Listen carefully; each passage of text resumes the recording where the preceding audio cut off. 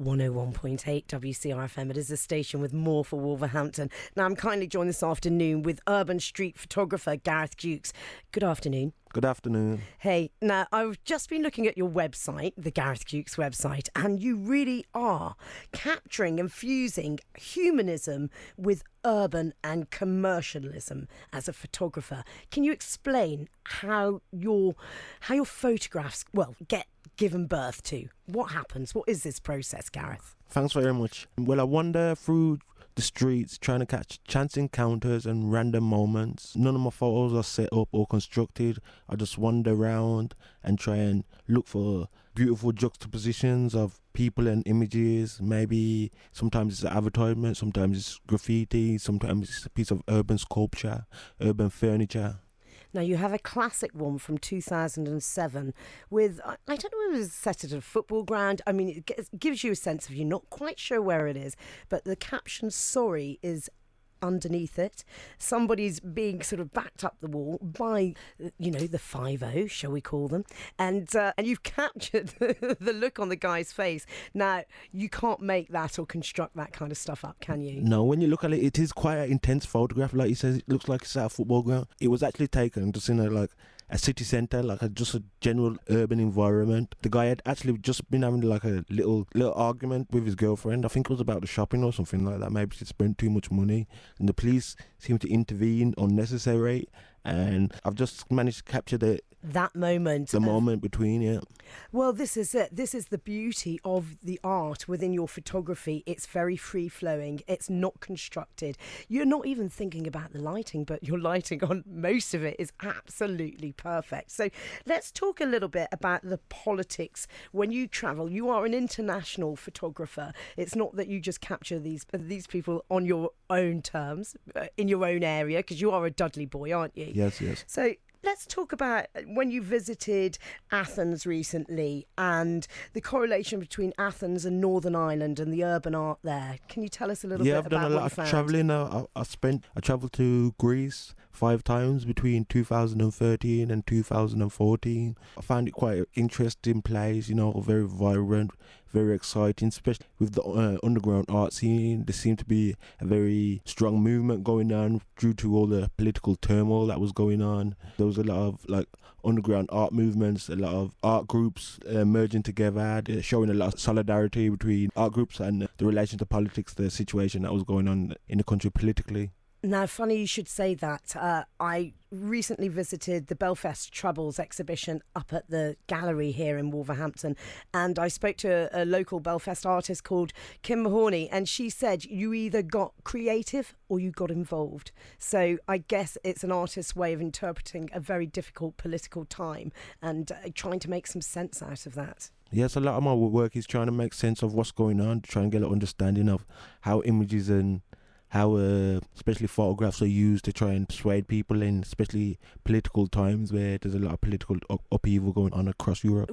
What's coming up for you then, Gareth? Now, I know you've captured things internationally. I know you've got your website, but you've got a little exhibition, haven't you? So people can actually really get interactive with your work. Yeah, I've actually got an exhibition coming up just in a couple of weeks' time at the Asylum Gallery. It's opening on the 27th of February. I think that's Clifford Street, isn't Clifford it? Yeah, Street. 21 Clifford Street, Chapel Ash. Now, we've had many artists from the Asylum, from the curator, Corinne Salal. Now, how did you meet Corinne? Was it with a pop-up shop by any chance? I've actually been running a free arts workshop at High Oak Community Centre in Dudley, and Corinne popped along to see some of the amazing work that we was doing down there, and we had a little chat, and we've got some international students working down there, some art students and EVS students, and he offered us an exhibition because he saw the great work we was doing down there.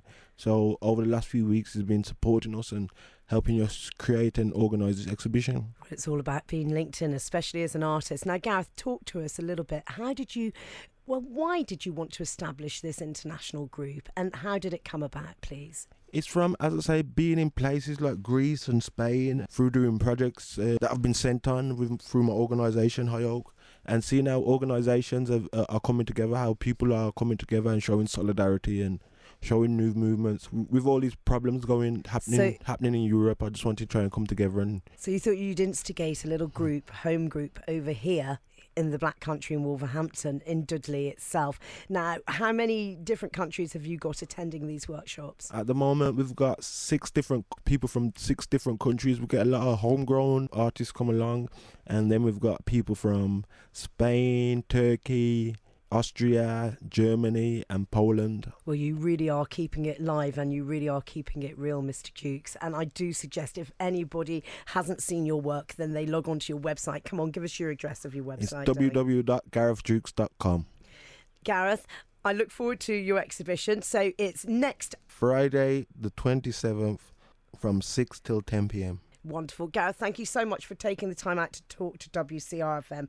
And just one little bit more of a chat about the Twiggy picture, because that's quite infamous on your website, isn't it? Yeah. I just captured that moment, that chance encounter one day in Wolverhampton. It's a juxtaposed image between Twiggy, the supermodel, as you can see, she's quite aging in the background, and a beautiful blonde girl that was walking past. That's not too dissimilar to Twiggy. Yeah, she looks quite a spitting image. Maybe 20 years, 30 years younger, 40. Yeah, I quite like the relation as she's... Could be a mother. Yeah, could be a mother, and Twiggy's quite cheerful in the background, and the reality of yeah, she's on the billboard, the woman's walking past. This young girl's a bit more sad, a bit mundane, maybe it's the melancholy of modern day life. Ah, I like your thinking. And then, in the background, again, you've pictured the 5-0 cruising by. Just another chance encounter, another chance with his moment. Car. And where are his eyes, Gareth? Where are they? I think are they on Twiggy or are they on the other girl? He's eyeing up the young blonde. So you caught him. You caught him in action. Naughty, naughty. Look, it's all there for you to see. That website again, please, Gareth. www.garethjukes.com. That's wonderful. Thanks for taking the time out to talk to WCRFM. You're welcome. Thank you.